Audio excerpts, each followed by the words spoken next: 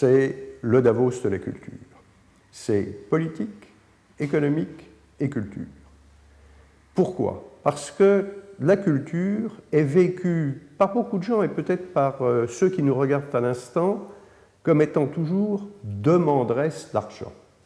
Et on oublie que la culture non seulement apporte des valeurs, je pense que nous reviendrons sur le sujet, mais très souvent apporte à l'économie. Mais il est évident que nous assistons, et le fait d'ailleurs que vous m'interviewez aujourd'hui sur ce support qu'est le net le montre, nous sommes dans un bouleversement de la diffusion des idées, des images, des sons, que ce bouleversement n'en est probablement qu'à ses prémices, et je pense donc que de ce côté-là, les échanges d'idées en Avignon peuvent être porteurs pour chacun.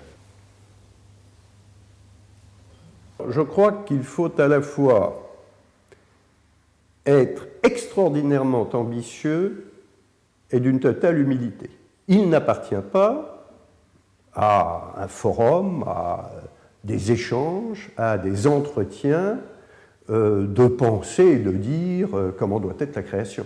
Je crois que l'ambition d'Avignon, c'est de permettre à chacun d'abord de mieux comprendre l'autre, de mieux comprendre à quel point certains arts sont complémentaires les uns des autres. Le monde a changé, les problèmes ont changé, et cet élément fondamental qu'on appelle la culture, on l'a un peu oublié.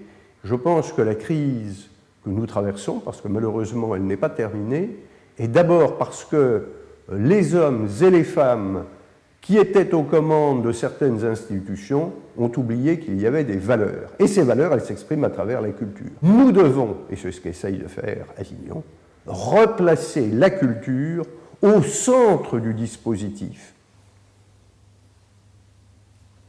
On a oublié que l'économie était un moyen et pas une fin. L'argent n'a d'intérêt que comme moyen pour faire quelque chose. La notion de culture, c'est d'abord la notion d'échange. Et la différence fondamentale entre justement l'économie et la culture, c'est que le bien culturel, il est cumulatif. Ce qui apporte la vraie dimension à sa vie à partir du moment où on respecte l'autre, c'est de chercher à le comprendre, et ça, c'est la spiritualité, et la spiritualité, c'est la culture.